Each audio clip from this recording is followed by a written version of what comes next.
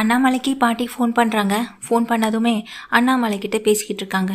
அம்மா என்னால் வர முடியாதுமா அப்படின்னு அண்ணாமலை சொல்ல, என்னடா இந்த வருஷமும் வரலன்னு சொல்கிறீங்கன்னு எங்கள் பாட்டி கேட்க, என்னாச்சு என்னம்மா அத்தைக்கு அப்படின்னு விஜயா வந்து உட்காரானி விஜய்கிட்ட முதல்ல ஃபோனை கொடு அப்படின்னு பாட்டி சொல்ல, விஜயா ஃபோனை வாங்கி பேசுகிறாங்க. என்னத்தை அப்படின்னு சொல்லி கேட்குறாங்க. இந்த வருஷமுமே நீங்கள் ஊருக்கு வரலையா அப்படின்னு சொல்லி கேட்க, இல்லைத்த இங்கே எல்லாத்தையும் விட்டுட்டு வரவும் முடியாதுன்னு சொல்லிட்டு இருக்கும்போது எங்கள் பாட்டிக்கு கோவம் வந்துடுது. முத்து மீனா கிட்டே பேசணுங்கிறாங்க. முத்துக்கிட்டையும் மீனா கிட்டையும் கேட்குறாங்க.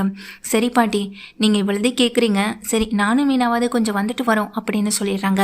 முத்துவும் மீனாவும் இங்கே கிளம்பலாம் அப்படின்ற மாதிரி முடிவில் இருக்காங்க. இதுக்கிடையில் எங்கள் விஜயாவும், என்ன நீங்களே போக மாட்டேன்னு சொல்லிட்டீங்கன்னு சொல்ல, இல்லை நானும் போகணுன்னு ஆசையாக தான் இருக்குது, ஆனால் இங்கே எனக்கு ஒரு சின்ன வேலை இருக்குது அப்படின்னு அண்ணாமலை சொல்கிறாங்க. என்னங்க அதை விட முக்கியமான வேலை அப்படின்னு விஜயா பார்த்து கேட்க, அதை உங்ககிட்ட சொல்லிட்டு போக முடியாது, போயிட்டு வந்து என்ன இதுன்னு சொல்கிறேன்னு சொல்கிறாங்க. அதை அப்பா சொல்கிறாருல ஏதோ முக்கியமான வேலை இருக்குன்னு, பாட்டி கூப்பிட்டே அவர் வரலன்னா அதை விட முக்கியமான வேலை இங்கே எதுவும் இருக்குது, அது என்ன ஏதுன்னு அப்பாவே என்று பார்த்துக்கட்டும், நானும் மீனாவும் போயிட்டு வரோம் அப்படின்னு முத்துவும் மீனாவும் சொல்லிட்டு அங்கேருந்து கிளம்புறாங்க. பாட்டி ஊருக்கு போகவும் செஞ்சிடறாங்க. வா முத்து வா மீனா அப்படின்னு கூப்பிட்டு இங்கே 2 பேருக்கும் சாப்பாடெலாம் கொடுக்குறாங்க. பாட்டி ரொம்ப சந்தோஷமாக இருக்குது. பாட்டி எப்போ பாட்டி கோவிலுக்கு போக போகிறோம் அப்படின்னு சொல்லி கேட்க, இதோ கொஞ்ச நேரத்தில் போகலாண்டாப்பா முத்து அப்படின்னு சொல்கிறாங்க. தாத்தா கூட இந்த வீட்டில் ரொம்ப சந்தோஷமாக வாழ்ந்துருப்பீங்கள்ல, இப்போது நீங்கள் மட்டும் இருக்கிறது கஷ்டமாக இருக்குல்ல பாட்டி அப்படின்னு சொல்ல, உங்கள் தாத்தா கூட இருந்த நாட்களை நான் என்றைக்குமே மறக்கவும் இல்லை, தினமும் அவர் கூட நான் எனக்குள்ளே பேசிக்கிட்டே தாண்டா இருக்கேன், அவர் கூட நான் வாழ்ந்துக்கிட்டே தான் இருக்கேன், அவர் என்னை விட்டு போனதா நான் ஒரு நாளும் நினைக்கல, அதனால் தாண்டா இந்த உயிரும் உடம்பு இத்தனை நாள் போயிட்டே இருக்குது அப்படின்னு பாட்டி சொல்ல, முத்து மீனா ஒருத்தர் மாற்றி ஒருத்தர் ஃபீல் பண்ணிகிட்டே இருக்காங்க. சரி சரி கிளம்பலாமா அப்படின்னு சொல்லிட்டு இங்கே பாட்டியும் வந்துட்டு அங்கேருந்து கிளம்புறாங்க. கிளம்பிட்டு நேராக கோவிலுக்கு போகிறாங்க. அங்கே போயிட்டு தன்னுடைய கணவர் போட்டோ வச்சுட்டு திதியெல்லாம் கொடுக்குறாங்க. எல்லாமே நல்லபடியாக முடியுது. அண்ணாமலையால் வர முடியலன்னு சொல்லிட்டான், எப்போதும் அவன் தான் வருவான், போன வருஷமும் வரல, இந்த வருஷமும் வர முடியாதுன்னு சொல்லிட்டான்னு சொல்ல, பாட்டி அப்பாவுக்கு ஏதோ முக்கியமான வேலை இருக்குன்னு சொன்னார், அதனால தான் அவரால் வர முடியல, நீங்கள் தப்பாலாம் நினச்சிக்காதீங்க பாட்டின்னு சொல்ல, டே நான் என்னைக்கிடா என் பிள்ளை அண்ணாமலையை தப்பாக நினச்சிட்டு இருந்திருக்கேன், அவன் ஏதோ இங்கே காரணம் இருக்குன்னு எனக்கு புரியுது, அவ்வளோதான், நான் மற்றபடி இதில் எல்லாம் எந்த தப்பும் நினைக்கல அப்படின்னு பாட்டி சொல்லிட்டு இருக்காங்க. சரி பாட்டி வாங்க, நானும் மீனாவும் உங்களை கொண்டு வந்து விட்டுட்டு நாங்கள் ஊருக்கு கிளம்பணும் அப்படின்னு சொல்ல, என்னடா இப்போ தானே வந்தீங்கன்னு சொல்ல, இல்லை பாட்டி புதுசாக இப்போ ஸ்கூல் பசங்களை தினமும் காலையிலும் ஈவினிங்கும் கொண்டு போய் விடுறது இந்த வேலை நான் இப்போ தான் புதுசாக எடுத்திருக்கேன் அப்படின்னு சொல்ல, என்னாச்சு திடீர்னு அப்படின்னு கேட்குறாங்க. இல்லை பாட்டி எப்படி இருந்தாலும் மாடியில் ரூம் ஒன்று கட்டி தானே ஆகணும், அதுக்காக தான் இந்த வேலை பார்த்துக்கிட்டு இருக்கோன்னு இங்கே முத்துவும் மீனாவும் சொல்கிறாங்க.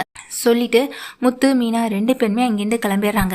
வீட்டுக்கு கிளம்பிட்டு போயிடுறாங்க. அந்த நேரத்தில் எங்கள் பாட்டியும் வந்துட்டு எப்போதும் போல் வீட்டில் சந்தோஷமாக இருக்காங்க. வீட்டுக்கு போன முத்து மீனா 2 பேருமே உள்ளே போக, இங்கே உள்ளே போன மீனா வந்து என்ன பண்ணுறாங்க, ரோஹிணி அப்படின்னு சொல்லி சத்தம் போட, என்னாச்சு மீனா நீ வரும்போதும் முகமே சரியில்லை, என்கிட்ட கூட ஒரு வார்த்தை பேசலை சரியான்னு சொல்ல, இருங்க அங்கே ஒரு நிமிஷம்னு சொல்லிட்டு கூப்பிடுறாங்க. ரோஹிணி வெளியே வராங்க. என்னாச்சு மீனா அப்படின்னு மீனா பார்த்து கேட்குறாங்க. எல்லாருமே எங்கள் வீட்டில் தான் இருக்காங்க, ஸ்ருதி ரவின்னு எல்லாருமே வர, என்னாச்சா நீங்கள் இவ்வளோ கோவமாக இருந்து நான் பார்த்ததே இல்லையே அப்படின்னு சொல்ல, இதை கேட்டுக்கிட்டு இருக்கீங்க மீனாவும் முத்து அந்த ரவி ஸ்ருதின்னு எல்லாருமே பார்த்துட்டு, நான் இவ்வளோ கோவமாக இருந்து நீங்கள் பார்த்ததில்ல, ஆனால் நான் சொல்ல போகிற விஷயத்த நீங்களும் இங்கே கேட்டு தெரிஞ்சுக்கிட்டீங்கன்னா அப்புறம் நீங்களும் என்னை விட அதிகமாக தான் இங்கே கோபப்படுவீங்கன்னு சொல்ல, மீனா என்ன விஷயமா இப்போ கேட்க வந்திருக்காங்கன்னு தெரியலையேன்னு கொஞ்சம் பதட்டத்தோடு இருக்காங்க. ஒருவேளை கிருஷி விஷயம் ஏதாவது தெரிஞ்சிருக்குமா அப்படின்னு ஒரு பயம் வேறு அவங்களுக்குள்ளே இருக்குது. ஒருவேளை கிருஷி ஸ்கூல் விஷயம் இந்த மாதிரி ஏதாவது தெரிஞ்சிருக்குமா, இப்படி பல விஷயம் அவங்க மனசை போட்டு குழப்பிட்டு இருக்க. என்ன ரோஹிணி எதுவாக இருக்கும்னு நினச்சி யோசிச்சு பயப்படுறீங்களா அப்படின்னு நேரடியாக கேட்க, ஏய் முதல்ல சொல்ல வந்த விஷயத்த சொல்லாமல் நீ பாட்டுக்கு ஏதாவது சொல்லிட்டு இருக்கேன்னு அங்கே விஜயாவும் சத்தம் போடுறாங்க. இருங்கத்த சொல்கிறேன் அப்படின்னு சொல்லிட்டு, என்னங்க இன்றைக்கி நம்ம பாட்டி ஊருக்கு போயிருந்தோம்ல அப்படின்னு சொல்ல, ஆமாம் மீனா தாத்தாவுக்கு திதி கொடுக்கறதுக்காக கோவிலுக்கு போகணுன்னு சொன்னாங்க, இன்றைக்கி நல்ல நாள் அதனால் கொடுக்கணுன்னாங்க, நாமளும் போனோம் கொடுத்தோம் வந்துட்டோம், இதில் என்ன மீனா இருக்குது அப்படின்னு சொல்லி கேட்க, வருஷம் இதை தாத்தாவுக்காக எங்கள் பாட்டி பண்ணிக்கிட்டே தான் இருக்காங்க அப்படின்னு மீனா முத்துவும் சொல்கிறாங்க. தாத்தாவுக்காக பாட்டி பண்ணுறதெல்லாம் சரிதாங்க, ஆனால் இங்கே ரோஹினுடைய அப்பா ஃபோட்டோவுக்கு எதுக்காக இங்கே கிருஷோட பாட்டி அந்த விஷயத்தை அங்கே பண்ணிகிட்டு இருக்கணும்னு சொல்லி கேட்க, என்ன மீனா சொல்கிறேன் அப்படின்னு கேட்குறாங்க. ஆமாங்க நீங்களும் பாட்டியும் அந்த சாமி கும்பிட்டுட்டு உள்ளே போன நேரத்தில் தான் நான் கிருஷோட பாட்டியை பார்த்தேன். கிருஷோட பாட்டியை பார்க்குறதுக்காக பக்கத்தில் போனேன். அப்போ அவங்க ஃபோட்டோவை பார்த்தேன். இது யாருமான்னு சொல்லி கேட்டபோது இதான் என்னுடைய வீட்டுக்காரன்னு அவங்க சொன்னாங்க. அது யார் தெரியுமா, இந்த வீட்டுக்கு தன்னுடைய அப்பான்னு சொல்லி ஒரு ஃபோட்டோவை கொண்டு வந்தாங்களே அவங்க தான், அந்த ஃபோட்டோ தான் அதுலேயும் இருந்தது அப்படின்னு சொல்ல, என்ன மீனா இதில் ஒரு பெரிய விஷயமா எடுத்துகிட்டு வந்திருக்கீங்க, எங்கள் அப்பா மாதிரி வேறு யாருமே இந்த உலகத்தில் இருக்க மாட்டாங்களா ஒரே மாதிரி 7 பேர் இருக்கிறதா இல்லைன்னு தான் சொல்கிறாங்க. அது மாதிரி ஏதாவது கூட அங்கே நடந்திருக்கலாம்ல அப்படின்னு சொல்ல, ஒரே மாதிரி 7 பேர் இருக்கிறதெல்லாம் சரிதாங்க, ஒரே மாதிரி ஃபோட்டோ எல்லார் வீட்லேயுமா இருக்கும் அப்படின்னு மீனாவும் சொல்ல, இங்கே கொண்டு வந்த அதே ஃபோட்டோ தாங்க கிரிஷ் பாட்டி கையில இருந்தது அப்படின்னு சொல்ல, அதை கூட அவங்க என்கிட்ட டக்குன்னு காட்டாமல் மறைச்சுட்டாங்க அப்படின்னு சொல்கிறாங்க. அம்மா இவ்வளோ பெரிய விஷயத்தில் தப்பு பண்ணிட்டேம்மான்னு சொல்லிட்டு மனசுக்குள்ளே ரோஹிணி நினச்சிட்டு இருக்க. சரி மீனா, அந்த ஒரு ஃபோட்டோவில் பார்த்தது இவங்க அப்பா தானான்னு சொல்லி கேட்க, எனக்கு நல்லா தெரியுங்க இது அவங்க அப்பாவே தான் அப்படின்னு மீனாவும் சொல்கிறாங்க. மீனா நீங்கள் தேவையில்லாமல் ஏதேதோ விஷயத்தை பற்றி பேசிக்கிட்டு இருக்கீங்க அப்படின்னு சொல்ல, அண்ணாமலை வீட்டுக்கு வராங்க. வீட்டுக்கு அண்ணாமலை வரும்போது இங்கே பிரச்சனை நடந்துகிட்டு இருக்கு, என்னாச்சு அப்படின்னு சொல்லி கேட்க, அப்போ தான் அண்ணாமலை கிட்டே இங்கே முத்துவும் மீனாவும் விஷயத்த சொல்கிறாங்க. அண்ணாமலை அதிர்ந்து போய் அங்கே ரோஹிணியை பார்க்குறாங்க. மனோஜும் இங்கே முத்து மீனாக்கு எதிராக தான் நிற்கிறாங்க. ஏப்பா ஒரே மாதிரி 7 பேர் இருக்க மாட்டாங்களா? இவங்க அப்பா மாதிரி யாரோ ஒருத்தவங்க இருக்காங்கன்னா அது அவங்க அப்பாவாயிடுமா? அப்போ கிருஷோட பாட்டி தான் இவங்க அம்மான்னு சொல்கிறியா? அப்போ கிருஷி தான் இங்கே ரோஹினுடைய பையன்னு சொல்கிறியா அப்படின்னு எங்கள் மனோஜ் டக்குன்னு கேட்க, முத்து மீனாவுக்கே அப்போ தான் அந்த விஷயம் தோணுது. இப்போ தான் எங்களுக்கே இந்த விஷயத்தில் சந்தேகம் வருது. அப்போ கிருஷோட பாட்டி இவங்க அம்மாவை ஏன் இருக்கக்கூடாது? இந்த வீட்டுக்கு வரத்துக்கு அவங்க தயங்குறதுக்கான காரணம் இதுவாக கூட இருக்கலாம்ல. அப்போ கிருஷோட அம்மா அப்படின்னு எங்கள் ரோஹிணியை பார்த்து எல்லாமே முறைக்கிறாங்க.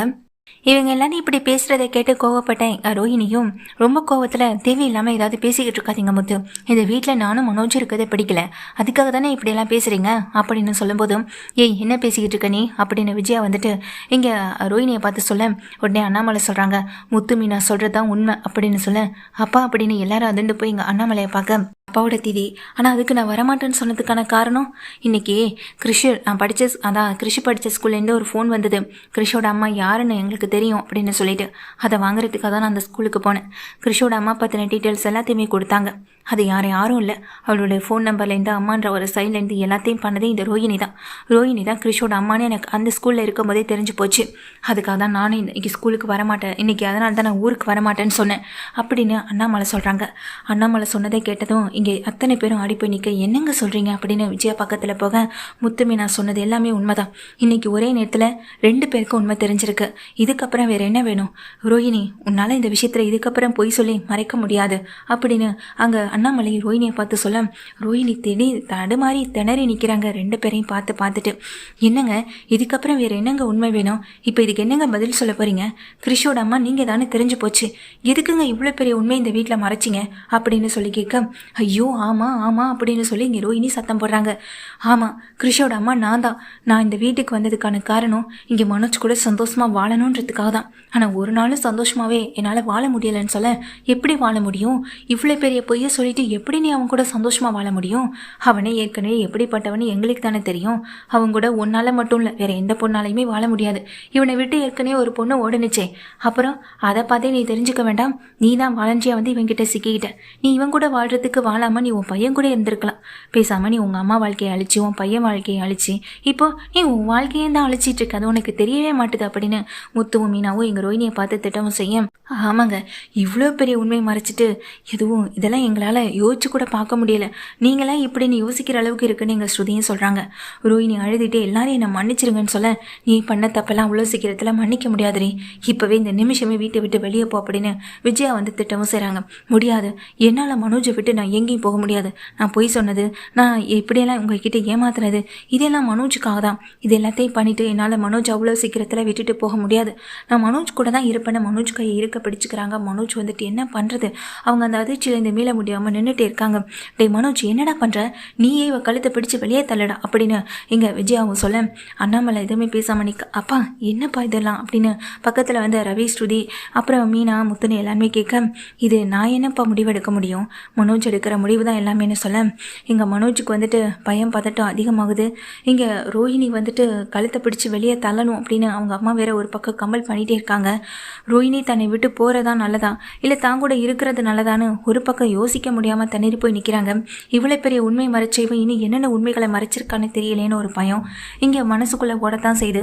பையனுடைய பாசத்தை புரிஞ்சுக்காத நீ எல்லாம் ஒரு நல்ல அம்மாவே இருக்கவே முடியாதுன்னு சொல்லிட்டு அங்கே நின்றுட்டு இருக்க ஸ்ருதியும் சொல்லும்போதும், நீங்கள் சொல்கிறது சரிதாங்க, அந்த பையன் அம்மா பாசத்துக்காக எப்படியெல்லாம் ஏற்கனா கூட இருந்து நாங்கள் அதை பார்த்துக்கிட்டு தானே இருந்தோம், பக்கத்தில் இந்த பார்த்த உன்னால் கூட அதை யோசித்து பார்க்க முடியலைல்ல, அப்போ கூட அவனை எங்கள் கண்ணில் படக்கூடாதுன்னு தானே இங்கே ஹாஸ்டல் வரைக்கும் கொண்டு போய் நீ போடவும் செஞ்ச, இப்படிப்பட்ட நீ எப்படி நல்ல மனைவியாகவும் நல்ல அம்மாவாகவும் இருக்க முடியும் சொல்லி பார்க்கலாம் அப்படின்னு பக்கத்து மீனாவும் சொல்லி திட்டவும் செய்கிறாங்க.